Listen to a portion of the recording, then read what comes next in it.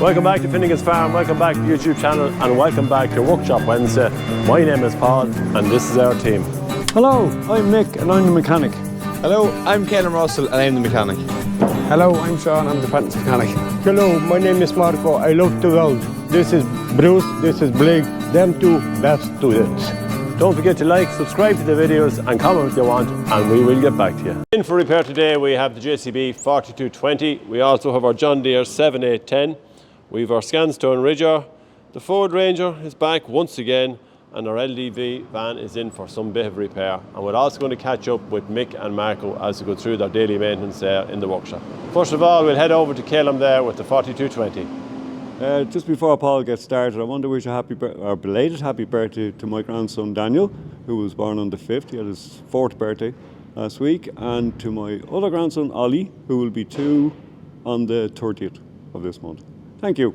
So we've our Fast Track 4220 in. Computer up on the steering wheel means that we obviously have some diagnostic issues with it, have we? Yeah, a wee bit of diagnostics problem with it, alright, but no, fairly straightforward now, but the first time we would have seen this problem was an awful lot of head scratching and couldn't well, figure it out. we know forward reverse that the left-hand shuttle wasn't working on it. You have probably a reason why. Yeah. So the reason why the left hand, I don't know why, it's always the thing that will happen after you jump start. Yeah. I've seen it a couple of times, the tractor's been jump started or repeatedly jump started, and the left hand shuttle won't work. And it all comes down to here and our setup tool is, so when a tractor comes out of the factory, it's all configured. So there's all sorts of options that are on it, like depending on work lights and if it has that fit, because not every 4220 has that one, yeah. stock fitted. And literally, when I come up to it anyways and plugged in, our left-hand stalk was changed to not fit. And a couple of other features with lights and stuff like that. You know, it was back to 8 work lights and there was all this sort of stuff. And what we can pin it back down to zipping and jump start. So it's obviously getting a surge of power somehow. Now, we used the booster packs and they did leave something on, obviously. Lights or something was left on. Yeah. No one's seen it. Next thing was flat. And that's what really probably caused an issue, caused the problem in the first place. Yeah. It was not a straightforward problem to fix this either, because it's easy now with me having whatever, but see, even if you have this software, you still need to this unlock fields. There's a number which has to be sent back to the factory, and you get an exchange number, but we have our own means of doing that. So it's not you can have the software, right, but you still can't even get that. And that's probably going to be a lot of issues going forward with all this technology and the amount of electronics that's in these tractors. You know, either giving them a boost or a jump start. You're probably better off take the battery out, charge up the battery, put the battery back in, and charge the machine. Now, obviously, we don't always have time for that because you know you're in a panic to get it going, and the first thing you're allowed to do is put jump leads. But if you're using maybe something safer like the battery pack, who's just putting the 12 volts into it, just put it on, start it, or if not, to get your battery, charge it, and put it back in. So, look, it's not as easier. It's easier said than done, like, but unfortunately, that's just the way things are going to be from now on. I know, it's right. So that's a fine example of something there that realises now that it hadn't got its left hand shuttle while it has. Yeah, like you'd be there all day trying to find the problem with it.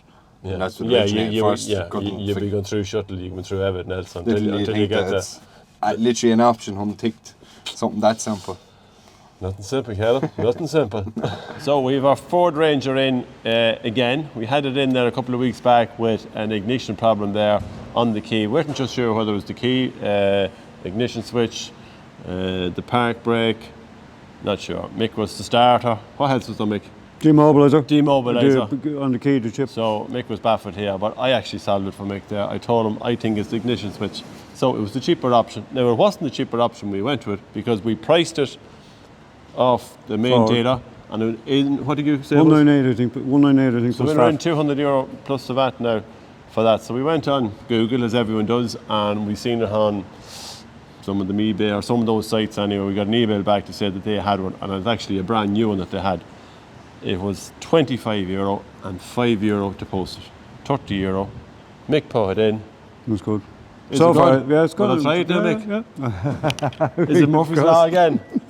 That fella. So here on, first tip of the key. Let's sort that one out for this time. What have we got here, Mick, this time? Don't know. It's an EGR Valve unit now. There's a lot more on this that I'm familiar with. But basically, normally in the old ones you had a flap like this and it opened gas flow into the inlet manifold. The idea was that by putting in burnt gas, you reduce the combustion temperatures in the cylinder and, as far as I remember, reduces knocks out the exhaust. Yeah. But it pulses it. You can't have a continuous feed. If that's stuck open, your engine wouldn't run, kill it. Because it's been smothered. It's getting burnt oxygen or burnt air. So what happened, it's actually an LDV van. The van is, it's what? 171, is it? 171, yeah. But there's And, big mileage on it. well, that's the idea, that's why we have it. But what was happening was it was derating itself because the EGR valve was, Faulty. Faulty. Like the inlet pipes and all are stuffed with carbon. yeah. So if anyone knows how to fix this, We've checked that door from there. this, yeah, but we that- have another one in here, haven't Yeah, we? but that one's knackered. That's air or vacuum operated. This one here is electronically operated. Now, how we test that, I don't know. Unless we put it back on diagnostic or something. We probably don't have the gear to do that. Yeah. We just said we'd take it out ourselves because this unit alone was costing in around 13 or 1400 euro. Mm-hmm. Yeah, it's not a cheap option for the LDV vans. Seemingly the prices have gone up on them. So Mick says, here, we're going to take it to Sunday here and I see what's didn't going say, on. you said it when I saw where it was. I Actually didn't- loves these No. vans, so he loves and small like that. Yeah, really with a intricate. vengeance. With a vengeance. But he has that out and we will get to the root of the problem. So look at lads, if anyone knows how these can be fixed or where you can locate one, or what is the best option, test or it. what to test, yeah, that's really what we want to know. You throw in the comments there and yeah, give us a help out on this one, will you? Well, is it coming off? Yeah. So what have we got? We have a problem here on that gearbox, have we? Yeah, the shaft. Oh, one sec. So this is a gearbox, it's only off this motor, it's off of one of the machines there, and we have an issue with a bearing, we think, in here on the gearbox. Now we've taken the motor separated away from the gearbox, and it's a matter of taking this bearing off. That hopefully should pull out, Marco, will it? Maybe few photos. Maybe a few photos there, there's no harm. Good for tips and tricks there. You did that, so. Take a few photographs there, Marco, and see will that pop off there then.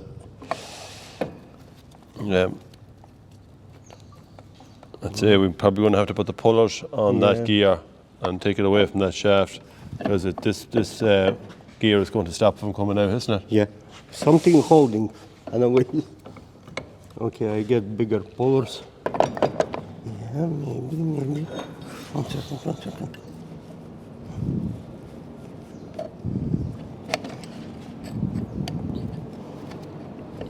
Right, yeah. In the middle.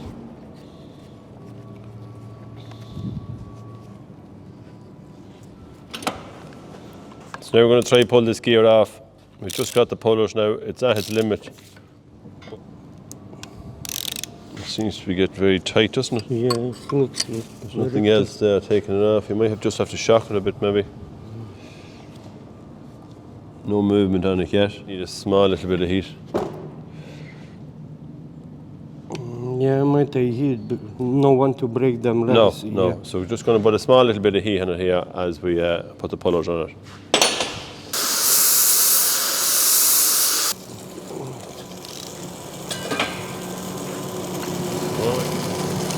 No? No, I don't think so. Why is them small holes in here in the shaft? You see them little holes? Some keyway.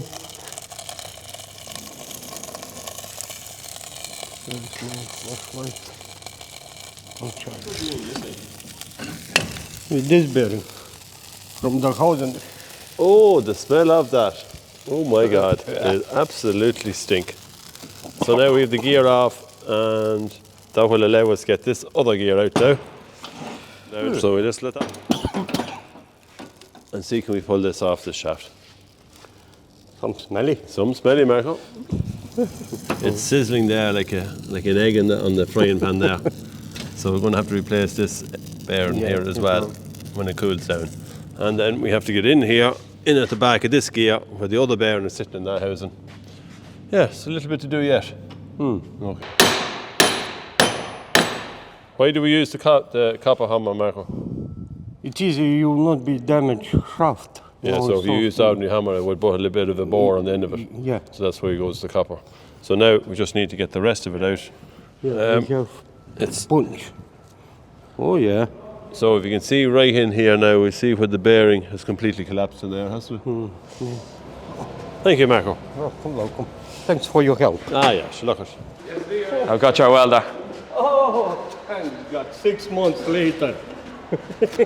So he finally gets his welder back. The lock was away, and delivery man Owen here, tipped off there.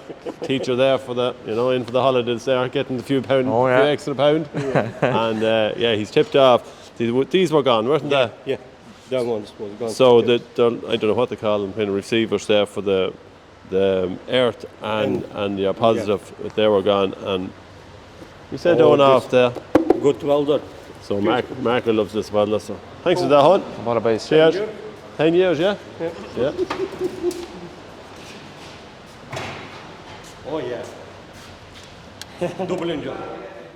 So we're just trying to set up the Scanstone ridger here on the back of the Steyr tractor. It's just to get it straight that it runs correctly behind the tractor, so we can mark our ridging bodies there that it's creating. We're looking for 72 inches between centres there. So while it looks straightforward, there's no point going to the field with this, because you need to kind of get this done in-house and have it done and have it set up before you bring to the field, but there's panic, because you don't need panic, so we don't. Yeah. Now, we have a few different ways. This is probably some of the most simplest ways to come up to do it. You talk us through it there. Once we have a nice level concrete floor, it's a good place to start.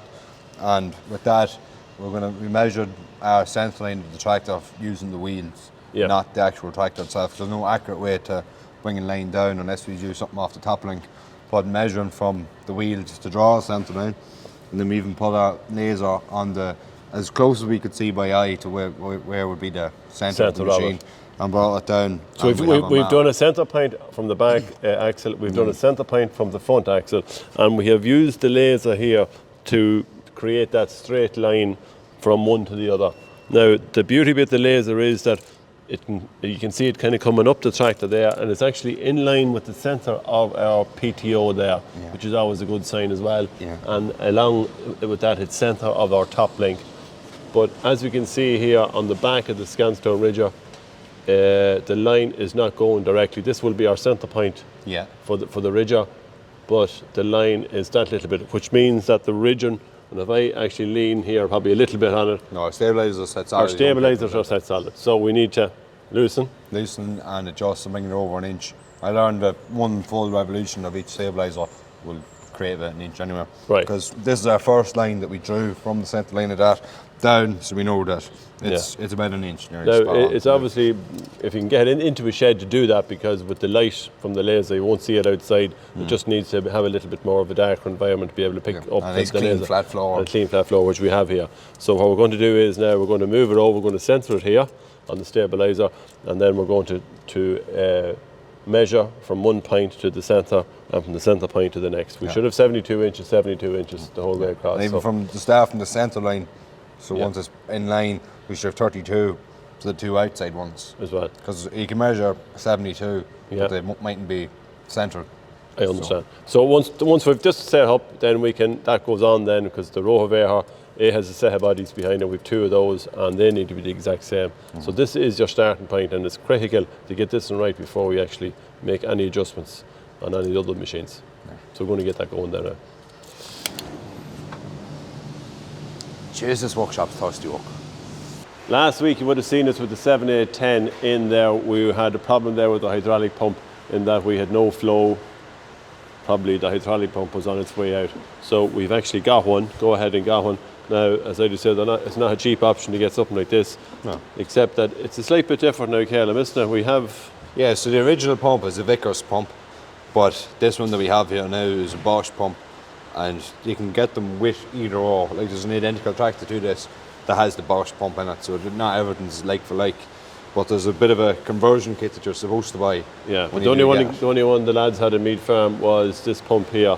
So we're going to go with this. Yeah. But then the conversion kit was a good bit extra. The price of the pump. So we've actually come up with a few other solutions, haven't we? Yeah, so we come up with it. So like the pipe that's here on the turn side, is that bit, like just with the height difference in the pumps. The pipe is too short for a start, so we just have to get a new one of them made up. Yeah. Then this our fitting- bottle here. So on the top of the Vickers pump, it doesn't. They're a lot further away, and it doesn't have a third fitting. The third fitting is down the side of it on Sean's side, I'm pretty sure. But the Bosch one, it's up here on the centre of the pump. But when we try and screw this down here, It's going to catches. catches this. but when you measure it up, this here is the same thread. Now we don't have anything that's a female thread, unfortunately. But if IFM didn't have it, no one else would have it. So that's what we look at. And then we're going to, as the fellas, we're going to marry this to this. Yes, we'll weld the two of them together, and actually the way on the top of this has a push-in pipe. So it's able to feed Yeah. into it. So when I put that onto the push-in pipe and put it screwed down into it, this will actually swing just perfect over it. Like you couldn't get any better than that. There's a couple of different bungs and stuff like that we have to get, which we have them there. So we have to get bungs to suit that, and that's it. That's everything for the conversion. No, kit. not simple. Take it out. No, it actually wasn't. I was quite surprised because I've done them on the 6.9s and stuff like that, and they were easy enough done. This, it was only for the sake of that one pipe that was holding on this bottle. It's not nice to do, but Well, to me, you were at Sean, we probably would have it Oh, out yeah. and back in at this stage anyway. The fact that know. Caelan was at, we have to give him a little bit of grace on it anyway. exactly. So yeah, we took the two wheels off in fairness, just to get in that, to get a bit of room, a bit of arm room in to walk in around it. Yeah. So I would go off now, do a little bit of shopping, get a few little bits of bones there for Caelan, and then we're just going to pop it back in, and hopefully then should be good to go. And pop it back in is the easy way of putting it. Yeah. So now it's time for Tips and tricks. So Mick is here with a little tip and trick of his own. Ford Ranger is in. Probably has more hits than the Beatles at this stage, has it, Mick? It was Plenty of dings. plenty of dings and big little dinks and stuff. And anyway, but we had one big obvious one here. Now it was Well in. It was well in, and it probably it's like the head of a heifer or something here. We're not sure. I'd say that's what did happen. So Mick has come up here with this little suction. Is it suction or is it? Yeah, so it's for putting glass in, as far as I know. Only fault in it is very rigid. Like a plunger of a toilet, that would probably be better for this job. So Mick went now. Believe me, there was a dinge here, and really all you do is put it to it. Lock it onto it, Yeah. and you can hang a try there. Oh shit! Sorry. Hang over. I wouldn't like to hang Hold it over. there now. All right, okay, keep have it it locked. Yeah, that is some job. You could nearly pull the Jeep. Look at the Jeep rocking. So that's how we pulled it out. Fabulous. Great job. Oh yeah, it comes off very simple. Yeah, once you release it. So on this week's Where in the World, we actually had a lot of entries come in here. So I put them all down on the board. We'll go through them. If I forgot anyone, put them in for next week, lads, and I will. And if I pronounce any of your names wrong, well, tell me that as well. So we'll do, this is what we're going to try out. We have Nick Ennis all the way from Australia, originally an Allman. Ronan Nocton from Perth, West Australia. PJ O'Connor from Offaly. Sean and Conor Palmer from Kerry. We've John Lydon from Florida in USA. Jason B from Donegal. Thomas Fox from Ballyboy in Offaly. Keith McHugh, Swinford and Mayo. Raymond Connolly in Rekenny, County Meadman. Jake Gibson from Scotland. Pat Dwyer from Tipperary. Joe Keogh from Wexford. Anthony Grubb from North Wales. Sean McHugh from County Mayo. Cyril Lynch from Londonderry. Martin O'Donnell from County Cork. Justin Howard from Derbyshire in UK. Philip McLaughlin in County Laois. Declan Conway Kilkenny. Gerard McCarthy in West Cork. Richard from Londonderry. Mick Smith from County Monaghan. Keith McKenna, London, UK, Londonderry. Davy from County Tyrone. Ollie from Derbyshire in UK. We have Joe Tompkins from County Wexford. Paul Cox from Fermanagh. Niall McGrath down now, I think, in Dundee in Scotland. Paddy from County Kerry. Jason for Herefordshire in UK. Michael O'Shaughnessy, Cork man living in San Fran, USA. Conor Joyce from Galway. Pádraig Connolly, County Tipperary. Brian Colbert in Wicklow. Kevin and Sinead Kelly, Duleek, County Meath, over the road. Jerry O'Connor, Somerhill, always follows the channel. Jerry. Paddy Lockman in Tullamore, County Offaly. Derry from New York, USA. Ollie Frall, I think, from County Galway. John O'Sullivan, Wexford. Emmett Fawn, County Leitrim. Paul Strict, County Limerick. Trucker Robert from County Cork. Jim O'Sullivan, Kerryman now in Boston, USA. Max Evans from Wales. We have Dermot Kennedy from Limerick. Alvaro from Spain, Gabriel Congleves from Brazil, James Prentice from County Down, Ethan Williamson from County Wicklow, Mikael Gard from Norway, Joe Ivers from Mayo, Marcus Anderson from Sweden, Larry Lynham from Kildare, Declan Donovan from County Laois, Jamie Heaslip from County Cavan. We have Killian Sweetman from Wexford, Sean Hyland from Wexford, Kieran from County Galway, Stephen Kelly from Donegal, Ryan from County Meath, James Fanthorpe from County Cavan, and James Brewer from County Offaly. So that's what's on the board this week. So thanks a million, lads, for putting in all the comments where you're from. Now, in the leaderboard, we have Australia still on 9, County Meath is on 8, USA on 7, Cork on 6, Wexford on 6, Donegal on 5, and then so and so. Now, we haven't heard anyone from Sligo, we haven't heard anyone from Antrim, from Waterford, or from Clare. So if you do watch the channel, guys, get your name in for next week and tell us where you're from. So it's all about where in the world. And from even some of the most, we had one guy actually on from Israel, so at the minute it's probably the most unusual place someone has been watching our channel from. So until next week. So that's it for this week's Workshop Wednesday. Don't forget to like, subscribe to the videos and comment what you want, and we will get back to you. So from everyone here in Finnegan's Farm, we'll talk to you all next Wednesday.